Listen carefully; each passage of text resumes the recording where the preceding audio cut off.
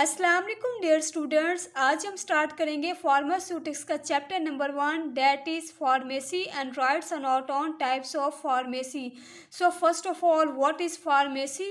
So it is a branch of medical science. ये medical science की एक branch है जो कि डील करती है with study of discovery. It means that कि हम इसमें मुख्तलिफ दवाइयों को डिस्कवर करते हैं, ईजाद करते हैं, क्योंकि आपको पता है कि जो फार्मासिस्ट होते हैं वो एमफिल भी करते हैं, पीएचडी भी करते हैं, पोस्ट ग्रेजुएशंस भी करते हैं।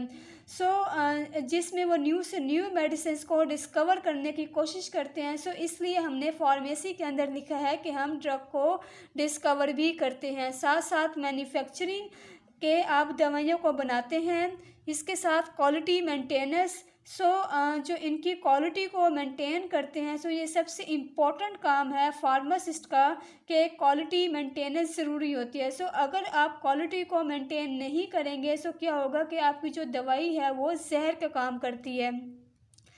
नेक्स्ट डिस्ट्रीब्यूशन, आप जो है मेडिसिन को डिस्ट्रीब्यूट भी करते हैं एंड सेल भी करते हैं।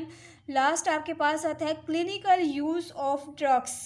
क्लिनिकल यूज़ ऑफ ड्रग्स भी देखते हैं। इट मीन्स डैट हम ये देखते हैं कि जब हम दवाइयों को मुख्तलिफ जगहों पे इस्तेमाल करवाते हैं, क्लिनिक्स में, पेशेंट में, हॉस्पिटल के अंदर जब हम दवाइयों का इस्तेमाल करवा रहे होते हैं, इन दवाइयों की वजह से पेशेंट्स के ऊपर किस तरह से रिजल्ट्स आ रहे होते हैं। इसकी वजह से हम दवाई के एडवर्स इफ़ेक्ट्स जो हैं वो मेंशंस करते हैं। ठीक हो गया। ये भी फार्मेसी में आप तमाम को डील करते हैं। नेक्स्ट आपके पास आता है टाइप्स ऑफ फार्मेसी। फार्मेसी की कितनी टाइप्स होती हैं? फर्स्ट आपके पास आता है hospital pharmacy, retail and community pharmacy, forensic pharmacy, military pharmacy, online pharmacy, इसको आप इंटरनेट फार्मेसी भी कहते हैं, clinical pharmacy, industrial pharmacy, compounding pharmacy, veterinary pharmacy, nuclear pharmacy. One by one हम इसको डिटेल के साथ इलेबोरेट करेंगे। इसमें से आपसे क्वेश्चन ये पूछ सकते हैं कि what is hospital pharmacy and right the AIIMS and objective of hospital pharmacy. इसी तरह से वो आपसे पूछेंगे कि define community pharmacy and rights AIIMS and objective of pharmacy. Similarly forensic pharmacy बताएं और इसके एम्स और ऑब्जेक्टिव बताएं। इन तमाम के अंदर हम इसको डिटेल के साथ डिस्कस करेंगे। First of all hospital pharmacy. Hospital pharmacy is a department in hospitals. Hospital pharmacy basically वो फार्मेसी होती है जो कि हॉस्पिटल के अंदर मौजूद होती है। ये किसी भी हॉस्पिटल की अपनी फार्मेसी होती है, चाहे आपका जो जनरल हॉस्पिटल है, डीएचक्यू है, टीएचक्यू है, छोटा हॉस्पिटल है, उसकी अपनी पर्सनल फार्मेसी है। इसको आप कहते हैं डैट इज़ हॉस्पिटल फार्मेसी। अगर हम बड़े इदारे की बात करें हॉस्पिटल के अंदर अपनी फार्मेसी मौजूद होती है, जिसके अंदर फार्मासिस्ट भी मौजूद होता है, फार्मेसी टेक्नीशियंस भी मौजूद होता है। इस हॉस्पिटल के अंदर अगर गवर्नमेंट हॉस्पिटल है जिन जिन बीमारियों का इलाज किया जा रहा होता है उन बीमारियों से रिलेटेड आपको मेडिसिन जो है वो फ्री ऑफ कॉस्ट मिल जाती है। या अगर प्राइवेट हॉस्पिटल है तब भी जिन जिन बीमारियों का इलाज किया जा रहा होता है उस बीमारियों से रिलेटेड आपको मेडिसिन जो है वो पेमेंट की बेस पे अवेलेबल होती है। हॉस्पिटल फार्मेसी आपके पास इन तमाम मेडिसिन जो कि मौजूद होती है, जो कि हॉस्पिटल के डिफरेंट वार्ड्स के मरीज़ों के इलाज के लिए ज़रूरी होती है। जो इसके अलावा जो हॉस्पिटल के अंदर जो पेशेंट्स होते हैं वो वही मेडिसिन ले सकते हैं, इसके अलावा जो बाहर से आके कोई मेडिसिन नहीं ले सकता और ना ही इनको मेडिसिन जो है वो प्रोवाइड कर सकते हैं। हॉस्पिटल फार्मेसी सिर्फ अपने ही पेशेंट्स को सर्व करती है। Hospital pharmacy is a department in hospitals. Hospital pharmacy basically department है हॉस्पिटल का जो कि डील करती है with supply of medications to hospital wards. Wards क्या होता है? वार्ड से मुराद कि आपने देखा होगा कि हॉस्पिटल के अंदर मुख्तलिफ वार्ड्स होते हैं, जैसे कि कोई किडनी का वार्ड होता है जहाँ पे किडनी से रिलेटेड ट्रीट करते हैं पेशेंट्स को। इसके साथ साथ टीबी का वार्ड होता है जो कि टीबी से रिलेटेड जो है पेशेंट को ट्रीट करते हैं। इसके अलावा बच्चों का वार्ड होता है जहाँ पे बच्चे होते हैं उनको ट्रीट करते हैं। वार्ड का मतलब क्या है? ऐसा इलाका जिसमें ख़ास किस्म की बीमारी से रिलेटेड पेशेंट मौजूद होते हैं उन्हें आप कहते हैं that is called wards. So हर हॉस्पिटल वार्ड के अंदर जो है ये पेशेंट्स मौजूद होते हैं। इसकी जितने भी मेडिकेशंस होती हैं सो उसको सप्लाई करना किसका काम होता है, that is hospital pharmacy. It also deals with the supply of medications to ambulatory patients. Ambulatory का मतलब क्या होता है कि inpatient, outpatient. It means that के हॉस्पिटल के अंदर दो पेशेंट्स होते हैं, एक होता है इन पेशेंट्स, एक होते हैं आउट पेशेंट्स। आउट पेशेंट्स को आप एमरजेंसी पेशेंट्स भी कहते हैं। सो इन पेशेंट कौन से होते हैं, इन पेशेंट वो होते हैं जो ट्रीटमेंट के लिए आते हैं और एडमिट हो जाते हैं। फॉर एग्ज़ाम्पल अगर कोई बड़ी डिजीज़ है सो हॉस्पिटल के अंदर एडमिट करना पड़ता है, सो उसको आप कहते हैं इन पेशेंट। जबकि आउट पेशेंट वो होते हैं जो हॉस्पिटल के अंदर आते हैं, एडमिट नहीं होते बल्कि आउटडोर जाते हैं, डॉक्टर को चेक करवाते हैं, हल्का फुल्का कोई जुकाम है, बुखार है, चोट लग गई है, सो आप जाते हैं आउटडोर, जिसे आप ओपीडी कहते हैं। सो डॉक्टर को चेक करवाते हैं, डॉक्टर आपको नुस्खा लिख के देते हैं और वो प्रिस्क्रिप्शन जो है आप जो हॉस्पिटल फार्मेसी में जाते हैं सो वो प्रिस्क्रिप्शन ले लेते हैं और बदले में आपको फ्री ऑफ कॉस्ट मेडिसिन दे देता है, ठीक है। सो दो पेशेंट्स मौजूद होते हैं, सो एक वार्ड के अंदर जो कि एडमिट होते हैं, उनको मेडिसिन सप्लाई करना किसका काम होता है, डैट इज़ हॉस्पिटल फार्मेसी। दूसरे कौन से आते हैं जो एम्बुलेटरी होते हैं, इट मीन्स आउट पेशेंट्स होते हैं जो कि आएंगे, चेक करवाएंगे, दवाई लेंगे और चले जाएंगे। सो हॉस्पिटल के अंदर एडमिट नहीं होंगे, so that is called out patients, ठीक हो गया। So pharmacist working in hospital pharmacy, जो फार्मासिस्ट होता है वो हॉस्पिटल फार्मेसी में वर्क करता है, सो उसे आप कहते हैं that is hospital pharmacist. Next आपके पास आता है aims and objectives of hospital pharmacy. So AIIMS और ऑब्जेक्टिव से मुराद के हम हॉस्पिटल के अंदर फार्मेसी क्यों बनाते हैं, सो इसका बेसिक पर्पस क्या होता है। सो फर्स्ट आपके पास आता है hospital pharmacy provides quality medicine to all patients. Hospital के अंदर जितने भी पेशेंट्स आते हैं, चाहे वो इन पेशेंट्स हैं या आउट पेशेंट्स हैं, सो उन सब को अच्छी quality of medicine free of cost provide की जा सके। नेक्स्ट आपके पास आता है hospital pharmacy provides medicine to in patients and out patients. So hospital pharmacy ये नहीं देखती कि मेडिसिन जो है उनको देनी है जो एडमिट हैं, बल्कि जो एडमिट है और जो एडमिट नहीं है सो उन दोनों को मेडिसिन प्रोवाइड करना डैट इज़ किसका काम होता है, हॉस्पिटल का काम होता है। नेक्स्ट आपके पास आता है it supplies medicine to hospital employees.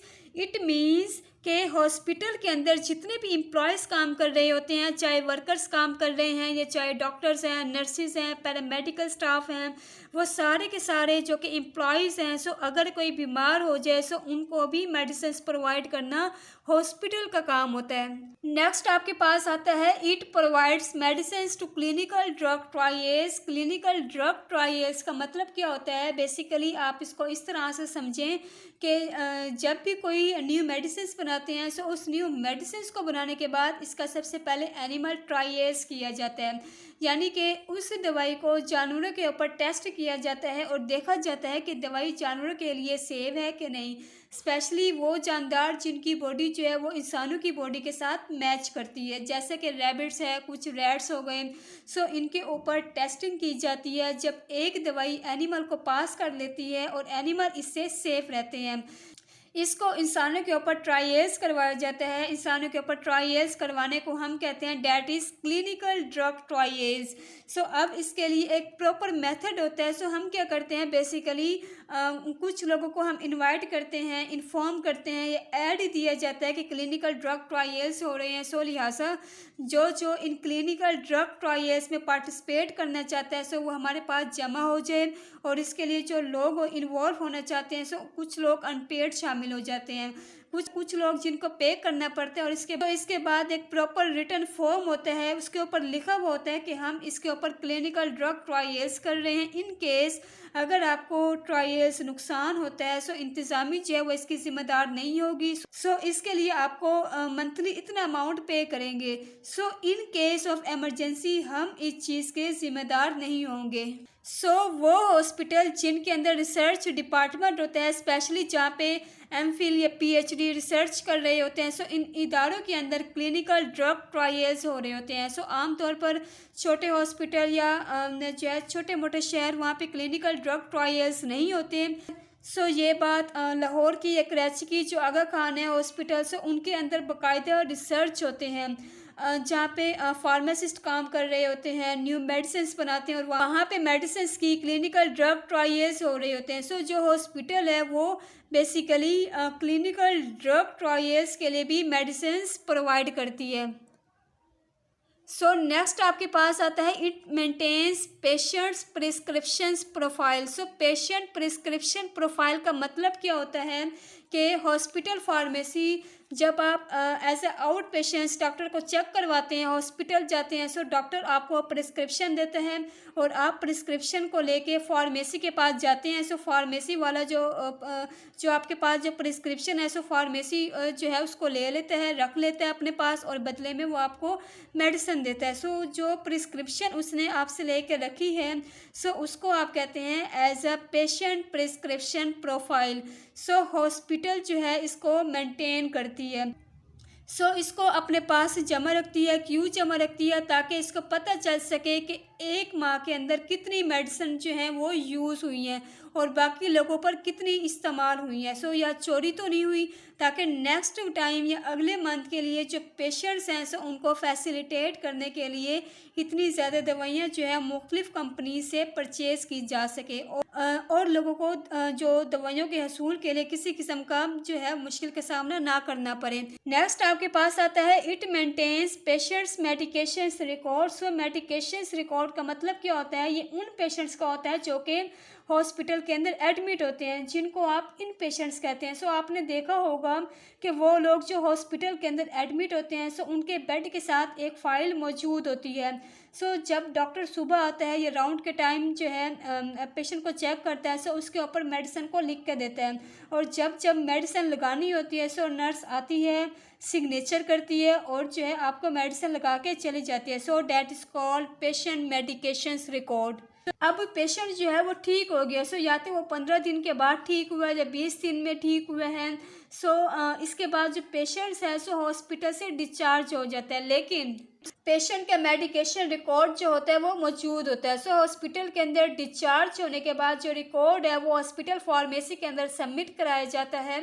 इसका बेसिक पर्पस क्या होता है? इसका बेसिक पर्पस ये होता है कि हम चेक करते हैं आया कि एक पेशेंट के ऊपर हमारी कितनी मेडिसिन यूज़ हुई हैं। इसी तरह से एक वार्ड है, एक वार्ड के अंदर 20 पेशेंट्स हैं। उन सब की मेडिकेशंस रिकॉर्ड अपने पास रखते हैं और देखते हैं कि आया कि एक मंथ के अंदर कितने पेशेंट्स आए हैं और हमारी कितनी मेडिसिन यूज़ हुई हैं। इससे फिर हॉस्पिटल का बजट बनाया जाता है। फिर जो है नेक्स्ट मंथ या नेक्स्ट ईयर के लिए जो मेडिसिन हैं उसको परचेज़ करना होता है। फिर हम इसी से कैलकुलेट करके निकालते हैं हमारे पास कितना जो है पेशेंट्स रेशियो है, कितनी दवाइयाँ हैं हमें हर साल चाहिए होती है। प्रिस्क्रिप्शन हो या मेडिकेशन रिकॉर्ड हो, हमने दोनों को मेंटेन करना होता है।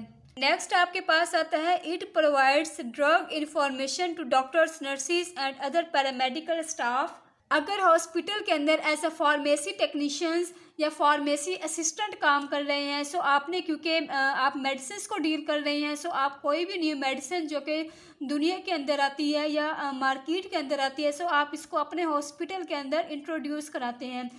इस ड्रग के रिलेटेड अपने नर्सिस, पैरामेडिकल स्टाफ, डॉक्टर्स को देनी होती है। मेडिसिन के मुतल्लिक आपके पास इंफॉर्मेशन होनी चाहिए।